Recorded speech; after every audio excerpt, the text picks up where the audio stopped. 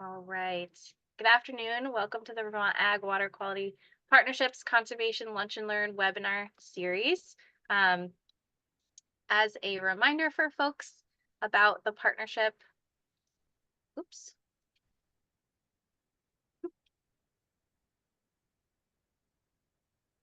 Sorry, guys.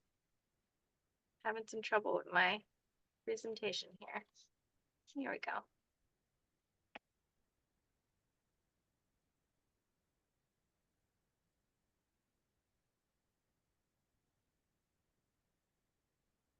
We'll just go like this so that I don't lose it again.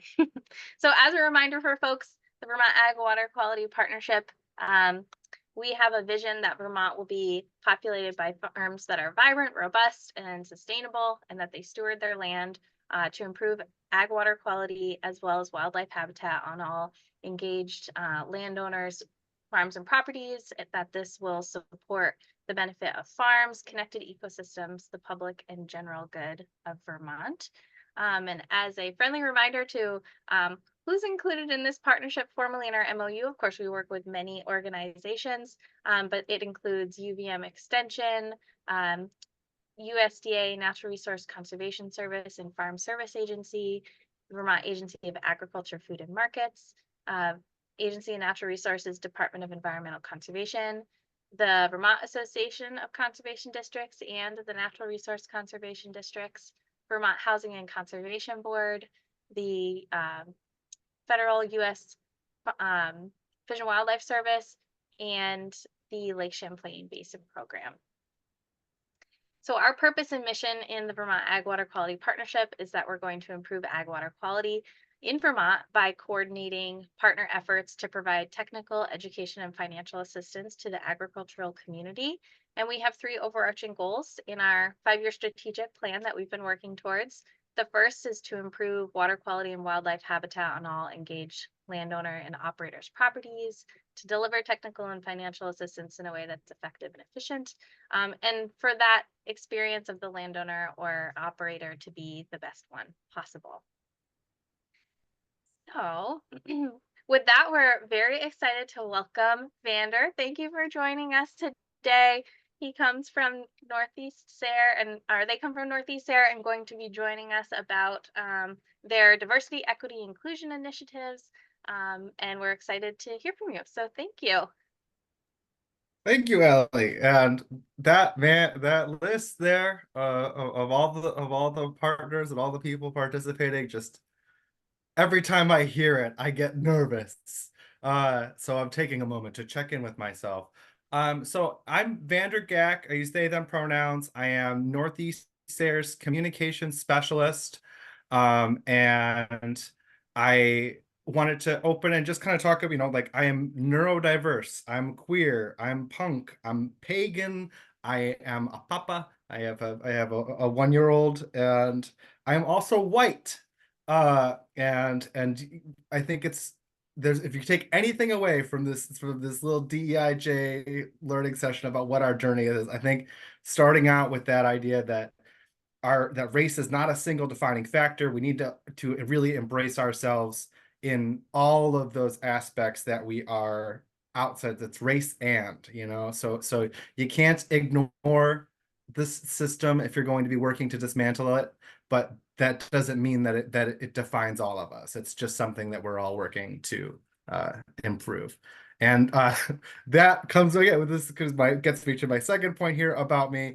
I am going to try to bring there's my baby, and my daughter. Anyway, no, just kidding. That's my way. Anyway, I'm going to try to bring my most authentic self to this, which means I am silly sometimes, and I'm strange and very into science fiction, and sometimes get very, Hitchhiker's Guide to the Galaxy to Earthseed, and everywhere in between very quickly. And that does not necessarily speak for all of Northeast SARE.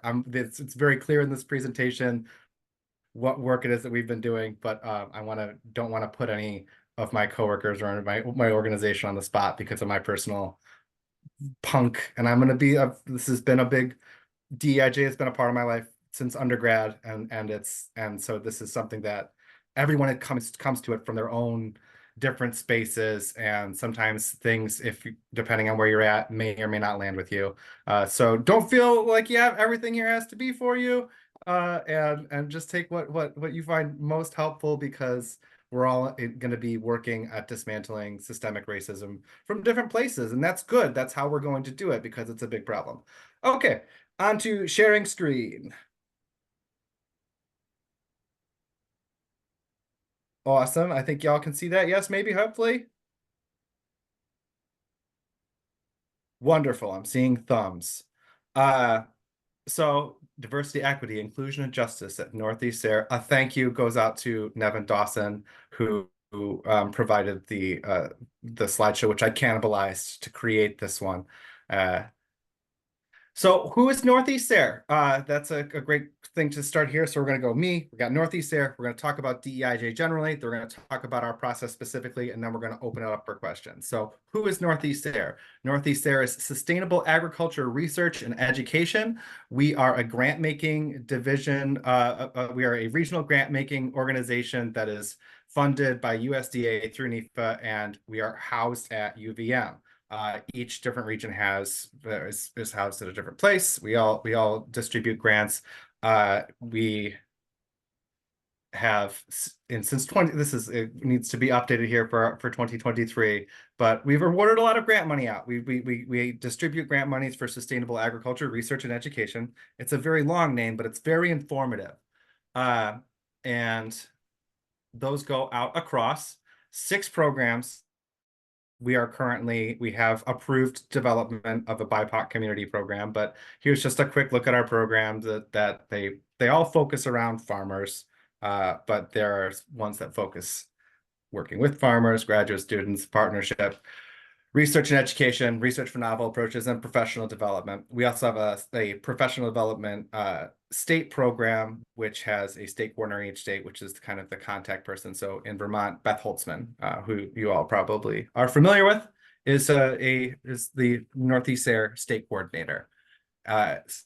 So don't want to get too far into grant stuff because it's super exciting and I will get off on tangents. So I'm going to keep us moving. This is our outcome statement. This is the guiding statement for our decisions that we make in terms of what we are doing as an organization, as well as how grant making decisions are made. And I think it's important when something like this needs to be read every time. So it is: Northeast agricultural communities honor the holistic connection among land, water, air, and all living beings. Agriculture in the Northeast is accessible, sustainable, and just, addressing historic and current inequities so all farmers and farm employees can steward resources to ensure sustainability, resilience, economic viability, and a high quality of life. I get very excited and very serious when I say that. I hope that it's and scare anyone too much, but I'm really, really proud of this. This is one of the things that has come out of this process, is that we revised our outcome statement to be what we feel is a more inclusive representation of what we really see as sustainable agriculture thriving in the Northeast. This is the words that we can put to it in order to give us some type of framework around which to make decisions. So that's going to be, depending on where your organization's at, maybe you're thinking we need to be kind of coming up with these frameworks around decisions. Maybe we need to look at our mission or vision statement and be assessing it and see, hey, maybe this could be adapted with some additional perspectives. So DEIJ, why is it important? What is it? I threw a very quick one in there of we need everyone to bring their everything, because diversity, it's kind of it's biodiversity. To me, it's a big one that comes into it. The more rich and complicated and complex and the stronger our systems can be because of the interconnectedness of different things. So the more things we have and the more we promote their interconnectedness, the stronger and more resilient our systems are going to be.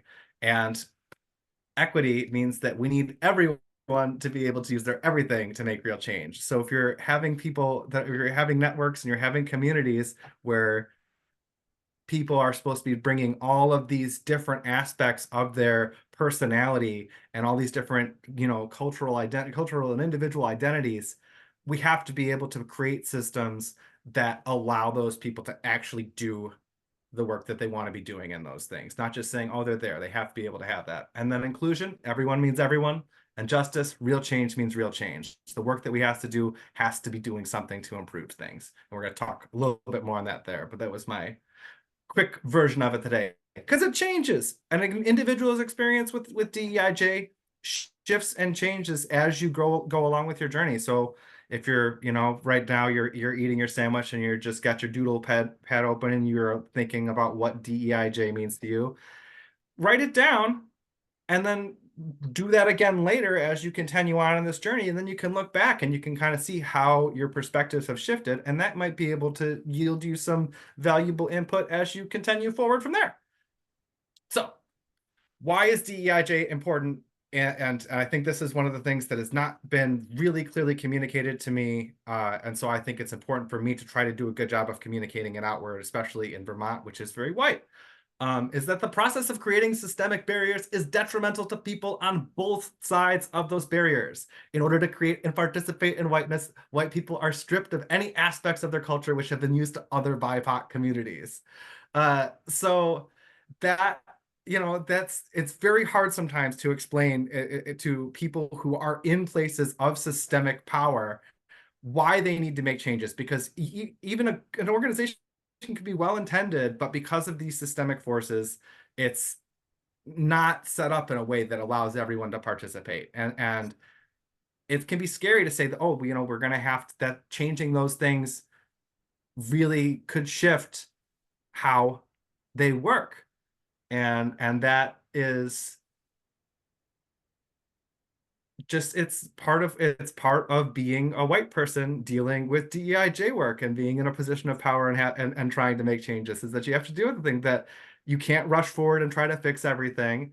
And you have to embrace those aspects of yourself which you've been taught to ignore or deny as part of being trained into the system of whiteness and blackness and all these other functions of modernity. So why is it important? How does this affect white people if white people are in power and it doesn't, and you have and you stand, all you stand to do is to change things as potential risk. You need to understand that that there are things that have been taken from you that you stand to gain. And that's part of it, that people working on both sides to dismantle things. And in Vanessa Machado de Oliveira in Hospicing Modernity calls that high intensity and low intensity conflict. So if you were what Northeast SARE is involved in is low intensity conflict. We are not fighting for justice in a way that puts ourselves at physical risk. I mean, you can extrapolate that there are physical harm done by systems of injustice continuing here, but the white people who are in charge and trying to make changes are doing it in a low intensity struggle. And that it's important that we need that both are part of this. And so that, don't feel that your work isn't enough because you're not in physical danger as a result of it. Like any work towards dismantling systemic racism, systemic injustices is important work. And you're not alone. It can feel like it because we're all, part of that separation that's been used to create these systems is denying ourselves that connection to the greater biointelligence, or, that deep sense of community that we are able to feel in our other our other aspects of our identity. And, like punks, I'm in a mosh pit. I am part of the mosh pit. I am part of the biointelligence of the mosh pit responding to the music up on stage. That's one of the ways for me that I found I'm getting emotional. Ooh, don't talk about mosh pits during presentations, Vander. You get too emotional. No, but tears are part of it, man. This is a charged part. This is change, and it's difficult and it's uncomfortable, and sometimes that's the way that we respond to it is with really strong emotions, and don't shy away from that. Woof. Here is a picture of the giving tree if anyone else is feeling emotional. So this is a nice little illustration, because I do a lot of talking and pictures are good. So inequality, there's equality. So yeah, they both have ladders. Oh, now we have a ladder that's appropriate for reaching the things. and it's equity, and then justice. We're fixing the tree. I think you should be planting more trees. Could be also a part of it. I mean, yeah, this is a great place to talk about that. We'll get distracted on orchard maintenance. But this is a helpful illustration. There's also, I'm sure you probably have come across the one with the folks trying to see the baseball game. But I think that interaction for me is a really important thing between equity and justice, that we can be creating equitable systems right now that are helping people achieve and access the resources that they need, and still be working towards that justice where we make a system that doesn't require such tall ladders. Because tall ladders is a resource investment that could be better spent enriching the lives of everyone than trying to do that if we can fix those things. So DEIJ, I know that I go off a lot. I want to create space if anyone wants to throw up a hand and has a specific question on some DEIJ stuff before I dive into our specific process. Totally welcome that. Part of the process is leaving space for people who feel like they need to ask questions in the particular moment. So I'm gonna take a drink of water, some more coffee, which I probably don't need.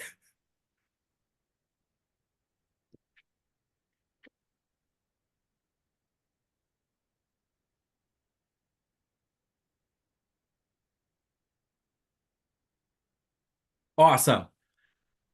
So on to what our process looks like. We have been working with an organization called Resourceful. And this here outlines what our data collection process looked like beginning in 2022, through 2022. So we had a series of meetings. We're meeting with all different, the administrative council for background is our decision make. They're the council that votes on our grants, their decision making group, and that they're made up of 20 now 22 seats across the region. Different things. We have some that are stipulated by our USTA, the creation of the organization, that said that we have to have a research seat, we have to have an EPA seat, and then we have other seats which have been stipulated by our administrative council, which we're going to talk a little bit more about that later. But we're giving you through the process here.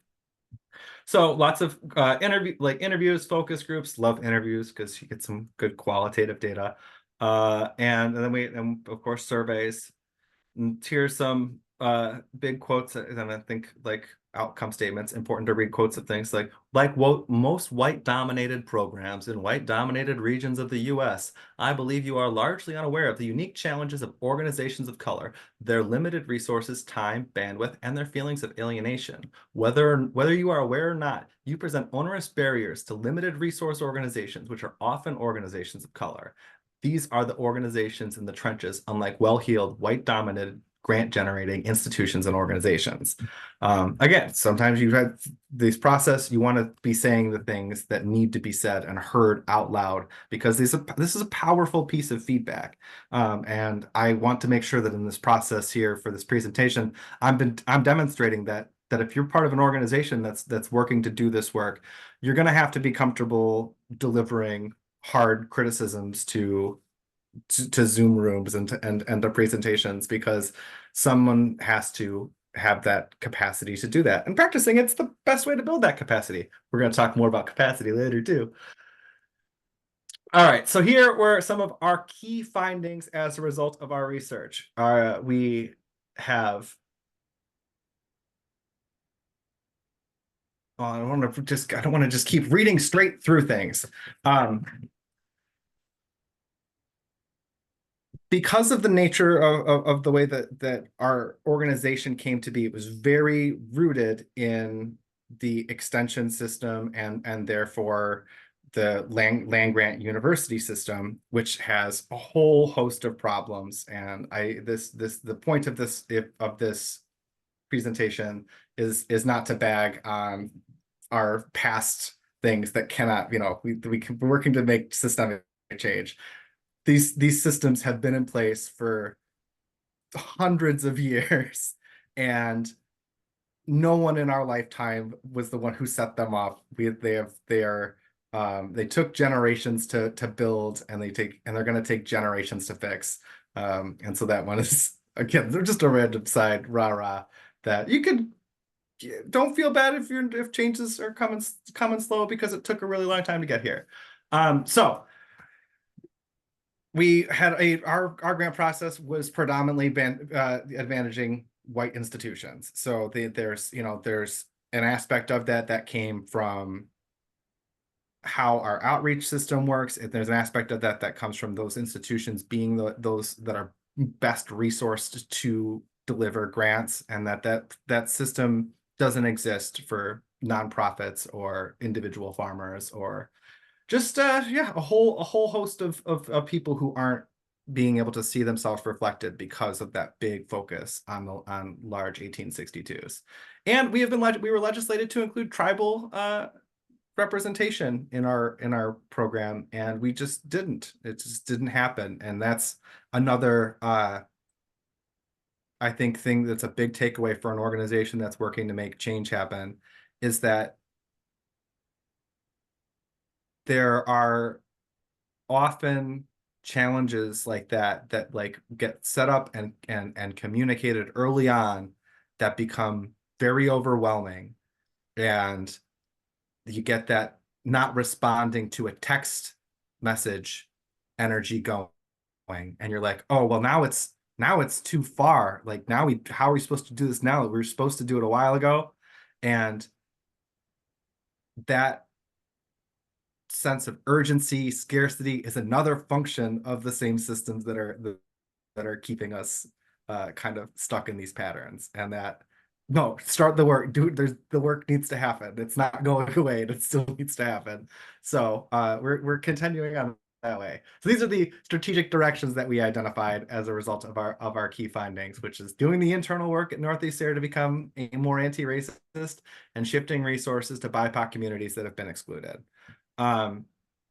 Because there's a lot of, and I can tell you, there's a lot of tension that happens around language, that it's important that we're communicating, that we're helping BIPOC communities. Depending on what your organization's like, that may be something that you really need to stick with, because it's part of like our process working with USDA and NEPA. Is individual thing is that's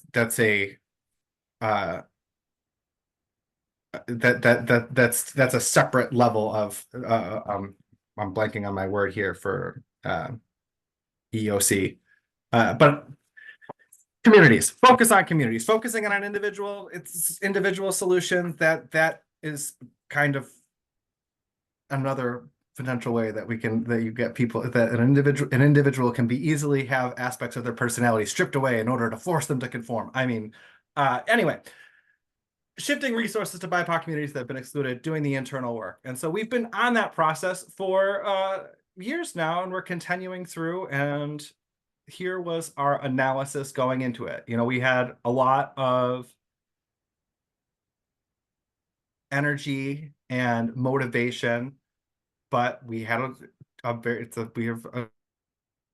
a very white staff, reviewer, and administrative council. And so having lots of energy and motivation, but not having leadership that's able to help guide where that motivation is going, you can create a lot of noise and do a lot of unintentional harm, because you want to do good, and you end up trying to come up with systems that aren't being led by, and that's not a restorative, it's kind of a restorative justice aspect there, which is, for justice to be restorative, the people who have been wronged need to be the ones who are in charge of saying how we're going to make it right.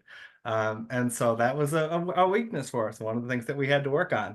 And then our opportunities, there was a lot of motivation in the fact that we're doing this thing right here is a continuation of that same opportunity, that there are, a lot of external momentum, a lot of inertia towards dismantling these things. Again, you're not alone. It's a process that's been ongoing for a long time. We didn't start the fire. And the USD, yeah, the only big, like I said, big threat for us, USDA's history of structural racism. The land grant institution has a lot of concentrated land and stolen wealth. There's just a whole host of issues that came up with that in terms of like, how are we going to build trust?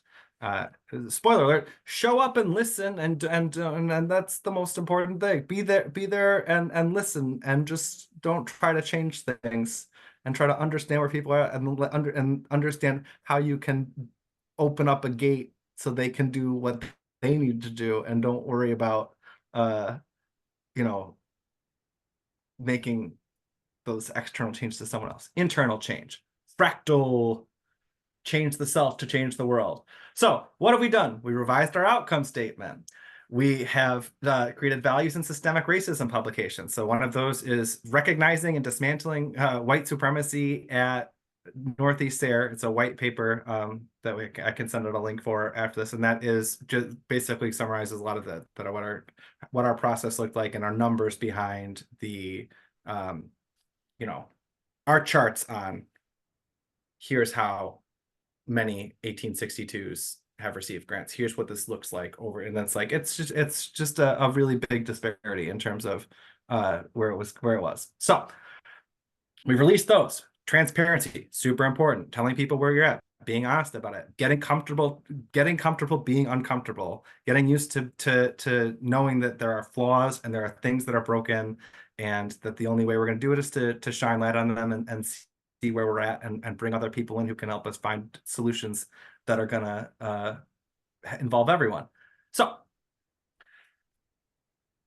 we have simplified our farmer grant outreach materials. We've added in, we're trying to focus on shorter, more, how to answer specific questions, really creating that base level of technical assistance content. And we are working on adding a technical assistance position, which is going to be focused, well, it's on the list. And I don't want to get too far ahead of where we are in our process. So we're working on adding technical assistance position. We're working on developing a new grant program. And we have added new staff. We've expanded our staff. We have created an ad hoc committee, which has been very motivated in helping us with all sorts of things, from grant making redesign to developing those technical assistants to grant simplification. So creating that external committee of stakeholders who we are able to compensate for their time, and really, those is an external committee of people, and with staff liaisons reporting to them. So staff is able to meet with these external stakeholders who are able to come in, help us develop new solutions, help us develop the actual language that goes into a new grant program, to help us develop the actual language that goes into position descriptions for new jobs, to help us build capacity. And it's again a difficult, sometimes challenging process. All those meetings have affinity groups built into each of them. Every one of those meetings concludes with an opportunity for white people and Black people to go into a space with the other white people and the other Black people and talk about how the meeting went, and talk about what challenges they had. Because for white people to talk through the things that are presenting challenges to you in a process, that can be really harmful to the Black people who have been harmed by you dealing with this issue. So creating those spaces, and that's, I think a real physical manifestation of the idea of that working to dismantle systemic racism has to happen on both sides. And it can also, again, but it also sometimes can feel counterintuitive. You think, why are we separating people out if we're supposed to be trying to work towards unity? And it's like, because they're on different sides of the thing, and that's where the problems that we can fix are. And of course, these are all part of at the end of a meeting where we've all been working together. So it's like there are spaces for all of those things. It's complexity, and the complexity is challenging, but it's going to make us stronger and more resilient. All right, so those are the things that we've done. We've been strengthening our relationships. We've got a great, we've got a good, we've made, I'm trying to think of good, useful tactics that might help you, like getting a good outside contact list going that you're going for having these specific things. If you're really into your segmentations on your MailChimps or whatnot, then you may already have those kinds of things. But, creating those ideas, like these are people who we want to be communicating with about this work, and we want to be able to specifically reach out to them and invite them to participate. We want to make sure that that they know how they can participate, what opportunities exist, and how they're going to be compensated for it, what that process looks like.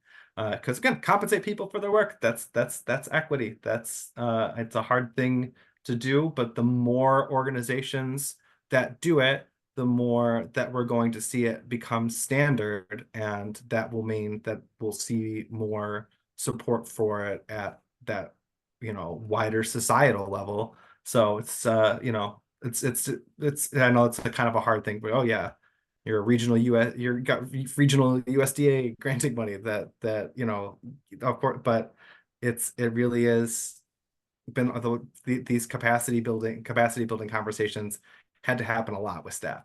And that's part of that cloud up there was our 1-year pause in 5 grant programs. We paused 5 of our grant programs in 2023 because we were doing all this work. We were creating new positions. We were building out these different committees. We were growing, like we were creating all of these documents and whatnot. And it's one of those things of you can't make big changes to the machine while it's running if you don't want to lose fingers. There are some things that just need to slow down or stop if you're going to be able to make real changes to them and really assess what's going on. So we're working on it. We've added some of these we've actually had progress on since this presentation was created. So we've added a BIPOC community representation seat to the administrative council. We're working on building a tribal committee, which is very exciting, and I am just very grateful for everybody at the Intertribal Agriculture Council and the United South and Eastern Tribes, and we're in Vermont, we're on Abenaki land. That's just that this is an aspect of our thing that's super exciting for us, because it's something that's not really happening in a very serious way. And so to be making some progress on it and to be seeing those changes happen is it's just an honor and it's inspiring.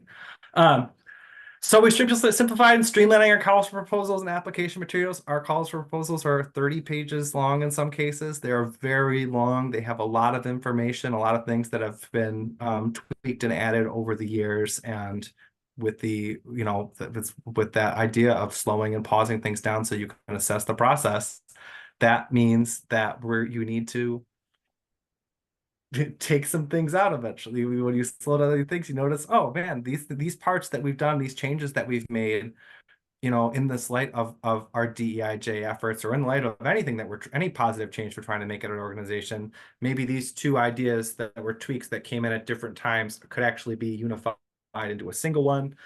Perhaps something else has been since happened that changed that these are no longer required.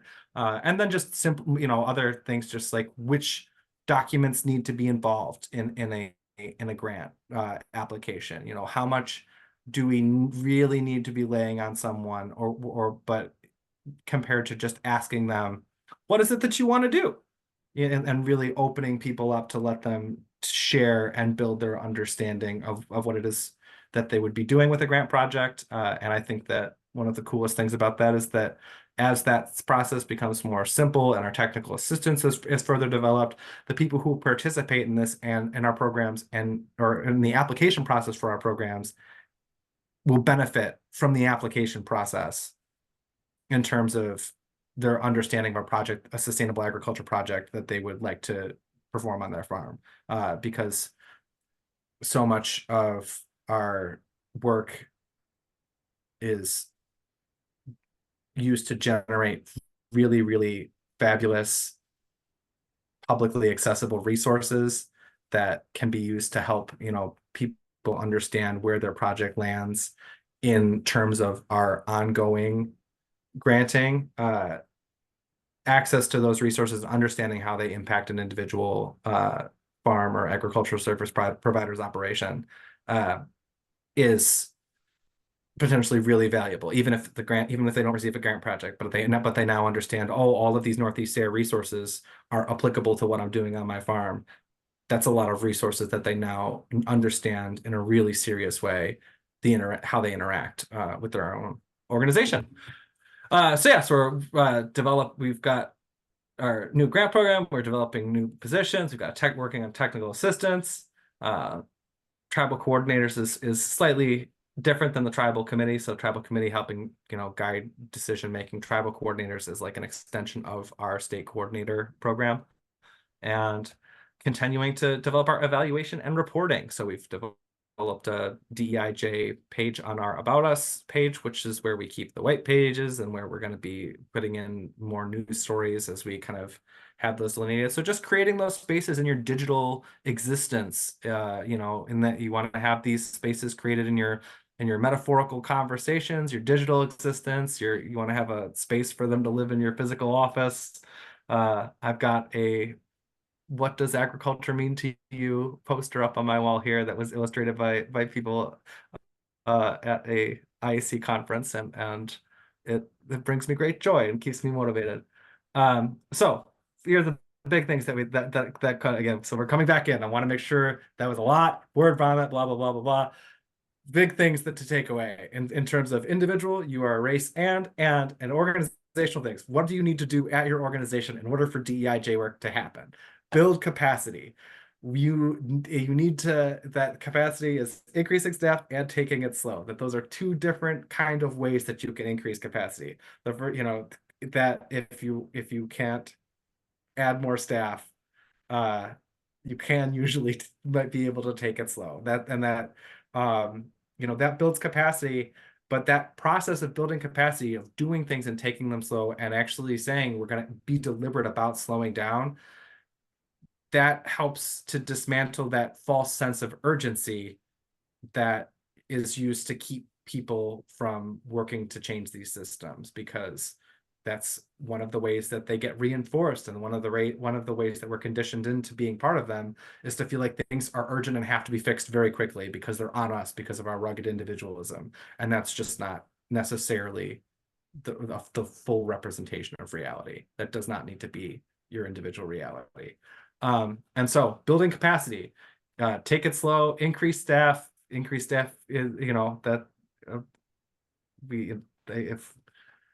I'm gonna not talk about additional societal structures that would make it easier for organizations to increase staff if they didn't have to cover certain things like family leave, if we had that from the state. So that was just Vander. Vander's off on a tangent. Again, science fiction, bringing everything to it. I can't separate that for me, because I feel like these solutions to my brain seem like all of our organizations are trying to make these changes. And if we actually just at some of these changes just need to happen at a larger level outside of our as organizations, and it'll be more efficient in the long run. And because that's just where those systems are that pressure from those systems is coming, is not necessarily always from inside our organizations. Sometimes the call is coming from outside the house. So then other one, assume abundance over scarcity. Scarcity mindset is that, the idea that there isn't enough, that we have to assign things based on that creating hierarchies to determine who gets what out of the stuff that's not enough. And instead just trying to approach things with the idea that, no, we have enough. How are we going to make sure that the enough we have gets out to the people who need it equitably? Because we know that inequity exists, and that's one of the things that we have committed to changing. So another big one is stakeholder roles in implementation. You want to make sure that you have people who are actually affected making changes. For us, that's the AC and the EC. Our DEIJ steering committee. We have added additional staff. We have working groups, and then and Resourceful is staying with us even a little longer than 2024. All right, yes, awesome. So I was trying to keep this, so I had 15 minutes left at the end, and that's about where we're at. So questions, how can I help?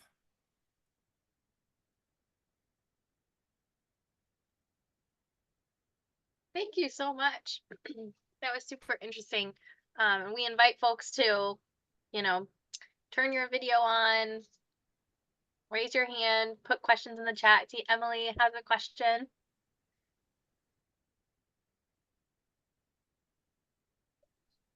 Yeah, I have several questions. I'm going to start with one because in case other people have questions, I don't want to fully take over.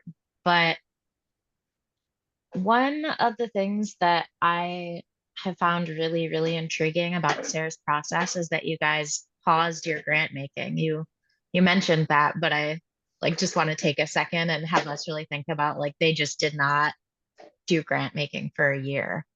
Um, and I'm curious, like, was there fear around that? Was there a lot of nervousness? Like, how did you guys come to that conclusion? And um, were there any difficulties or challenges given that you have, other people who are giving you money that you need to be accountable to?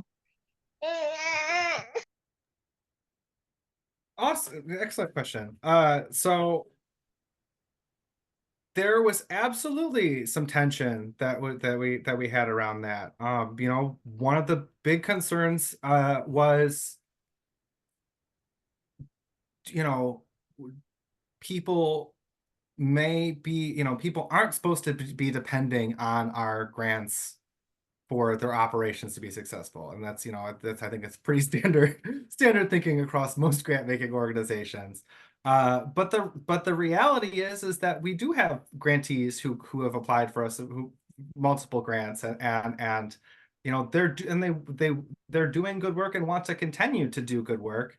And we don't want to put anyone in a situation where they could be harmed by us pausing. So one of the things that we paused almost all of our grant programs. We kept our state coordinator program, the running for this. So those like that's a non-competitive grant program that we run, but some of those projects have been going on for 20 years. That those are like long data collection across like tri-state areas. And we didn't pause our farmer grant program. And because we knew that there are some farmers who may, even if they weren't historically coming to us for frequent grants, they may have had already started work on their grant proposal. They may have already been doing things, and it could have potentially really, those farmers are our number one our number one audience. They're the people that we are working to always serve. And that's why we kept that program going. And that came with some challenges, and it also presented some opportunities for us to experiment with, like I said, the shorter technical assistance style videos rather than the longer, like hour-long webinar recording, and experiment with adding some new questions and experiment with starting to make some of the changes that we know are going to be coming to all of our grant programs, but doing it in a way with these that we could make a little bit of tweak, see how those adjustments are doing so that we can use that information to help us guide some of our other changes. So that's we kept the farmer grant going. So that was definitely, I think, the way that we did it. And another aspect of it that's very technical is that we are technically funded on a series of agreements that go out for that are 5-year agreements. So we knew that pausing these programs, that didn't mean that we wouldn't be able to distribute that money.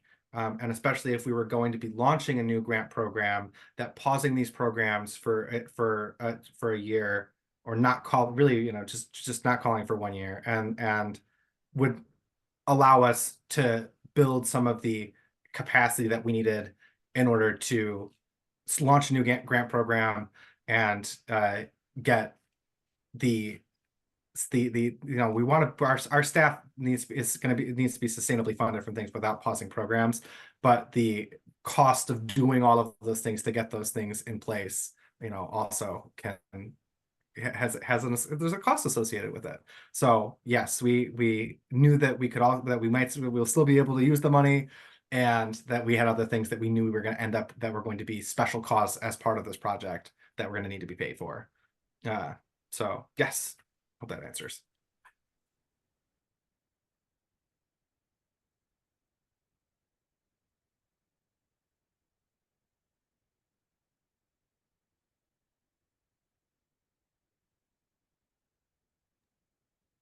You want to ask another question, Emily? Yeah, I have several, so I can keep asking if other people aren't jumping in. Um, one of my questions is about the administrative council. So if I understand correctly, that was already an existing structure that you had, and then you also built some of these working groups and other things as part of this DEIJ process.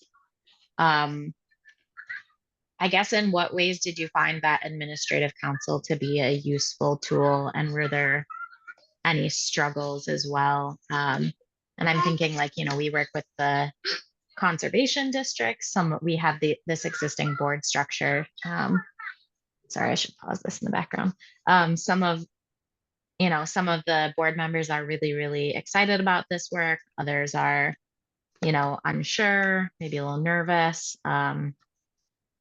So I guess my question is, like, how do you take those existing structures and bring people into the fold who may or may not see the need for this type of work? So yes, our administrative council, that's like one of our fundamental things to our organization since its creation. So we've had that for a long time. The different regions have different numbers of seats, and each council has added or changed some seats from time to time. And the process of building that kind of consensus, we meet in person twice a year, and we've had, you know, large chunks of days during those meetings devoted to working with Resourceful, and just engaging in activities for, like, analyzing your bias, and just understanding how the processes of systemic racism and whiteness work. And so there was a lot of time and care spent around building that community understanding on our council. And I think we've, you know, as we've continued to make the council more diverse, it's like more diverse people on the council, more diverse leadership from these communities. Those conversations continue to grow in a really beautiful way. That, you know, we started with these kind of with conversations saying, oh, we really need to be making some changes around here, and how do we do this in a way that we're not harming people, and now we built a good community rapport. I mean, there are still challenges that come up, but we know the ground rules, and that we share at the beginning of some of these meetings on, you know, thinking in terms of race, and understanding that you know, your perspective is not the only perspective, and understand that, you know, that those processes. So we just have built a lot of, you know, ouch and oops, another good piece of language around that, like being able to communicate that something is hurt, and being able to gracefully communicate that you are sorry and that you understand, and doing that in a way that people feel called in rather than called out. And so, yeah, we've just developed a lot of tools around, and practice around how do we let somebody know when we think something needs to be re-examined. How do we let somebody know when, you know, we've been hurt, or we feel something's been overlooked, and it's an ongoing process, and it's part of our, you know, the people on the administrative council are on the council for a couple of years, and so it's because they're there for a stipulated amount of time, I think everyone on our administrative council wants to make sure that they're contributing in an impactful way. And so it feels like it's very self-refreshing in that way, that you know, people are able to bring what they can, and then as we've trying to bring in new leadership, it just shifts the conversation forward in ways that we haven't expected, and has made progress happen.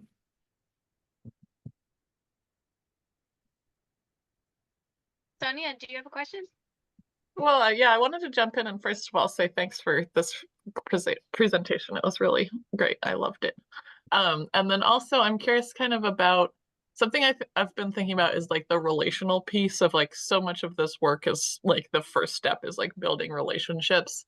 And then, you know, how to even start in a system where like your organization has perpetuated harm in the past or whatever, right? Like there are these, you know, I think it came up in your like weaknesses and threats aspect of your SWOT analysis. Like, first of all, like how to get started. If you have any reflections, that would be helpful. And then also, I guess a personal barrier I've always felt is like I'm asking people for their time, right? And so I'm putting another ask on someone who might be coming from a, you know, a BIPOC community and, you know, have all these other pressures on them as well. So like long-term goal, good. Short-term, am I asking too much of an individual or a group? So I don't know if you could have any thoughts or reflections on like just like the initiation barrier of some of these like relationship building elements. I'd appreciate it. Absolutely. So you know, I think thinking of those aspects of your identity outside of whiteness, again, those are connections that you have with people that aren't predicated on the system, that can help you kind of work around it, and you know, I absolutely hear you that there can be really issues with it. You don't want to be tokenizing. You're not, this isn't, you know. So one of the big things that I think I feel I've been carrying with this process for that question is that it's when you're going to somebody, you try not to ask their time, offer yours, you know. And that sounds like such a platitude, but it really is that, you know, it in a lot of these situations when you're looking to do that initial relationship building, one of the quickest things that's gonna turn people off is I'm here now, and this is the solution that I've decided I think is going to work, and I want you to help me implement it. And that it can come from a really, really good place that you're like, we've thought about this, we know that, and like those great energy to bring, but it really has to come from that, you know, we're here, we know that we've made mistakes. How can we support you better? And that's, you know, sometimes people say you can't buy, and you just have to be patient and keep showing up, and just being there goes a long way. It's gonna be a slow process to build trust, because especially depending on your organization, there may be some really legitimate harms that have hurt trust. And the only way to do this is to start listening, and then trying to do what we can to support people in ways that they are in charge of how we're supporting them.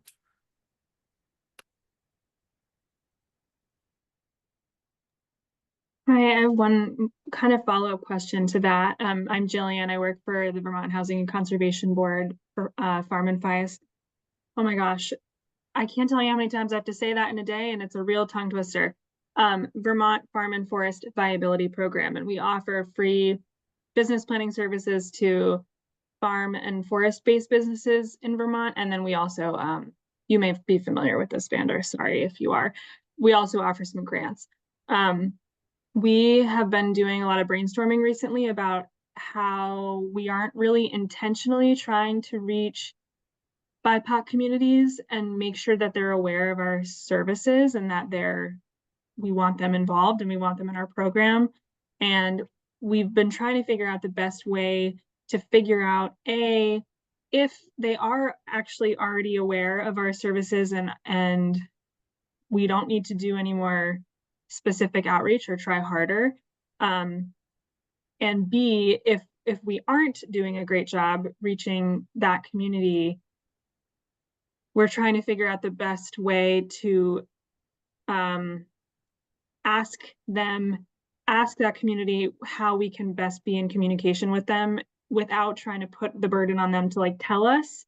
I don't know if that makes sense, but I know our program director is in communication with Relief, and they're coordinating a survey to sort of just get a sense of how folks who identify as BIPOC are feeling about the services they can access in Vermont. I know we're at time. Yeah, any advice you have on that and how we can like more effectively be more effective with our outreach?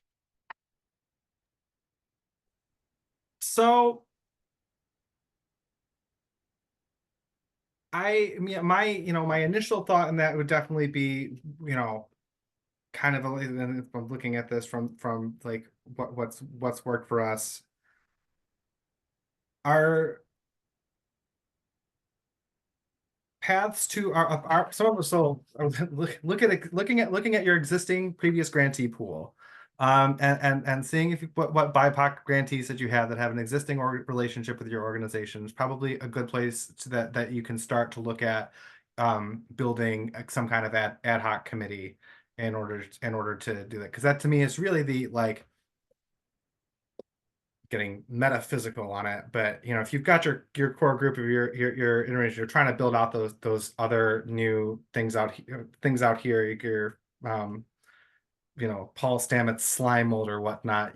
This resource here is going to start a lot closer to this in order to build up the things to be able to send those tendrils out and start building up that. You need to be able to get the energy first to do that.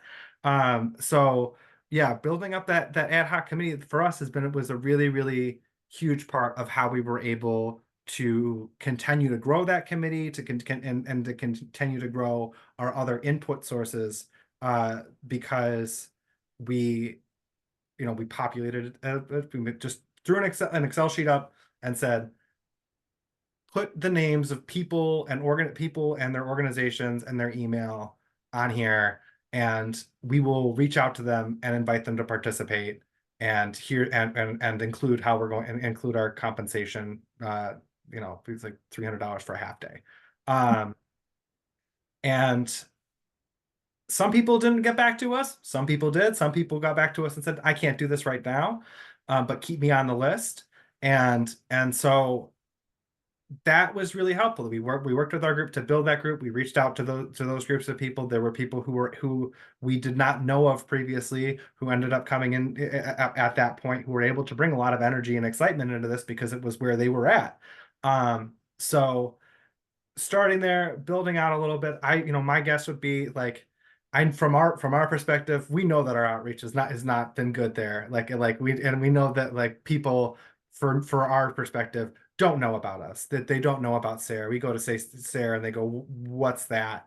And so from my like wider perspective for us, we've got these, we've got our ad hoc committee. We've got people on our administrative council. We've got people on we're big like BIPOC on staff, and then we're also on our technical review committees. Like that's for us is if you've got grants and you've got them, and you're looking to empower BIPOC communities through your grants, having BIPOC communities have a say in how those grants get awarded is a really good way to give them leadership immediately in the process.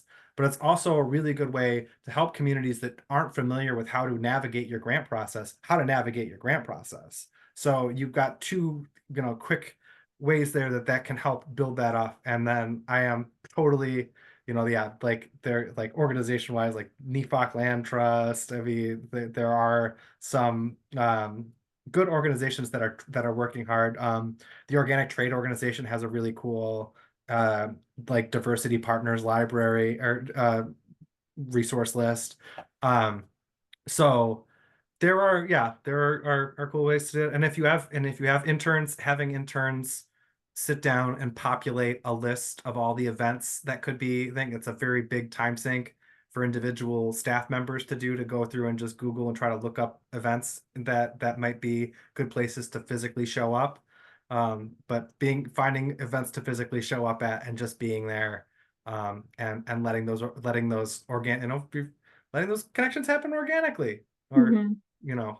certified naturally grown at least. Yeah, thank you. That's helpful.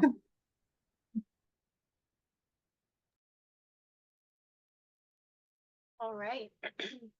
Well, I think we'll wrap it up there since we're over time. Thank you so much, Vander. This has been great. And we'll be sharing the link in the listserv, as well as any other resources that go along with this. And as well as, if it's okay, Vander, your email, if people have questions, they can reach out to you. Thank you so much. Thank you. Great to be here. Have a wonderful day, y'all. Take care. Bye-bye.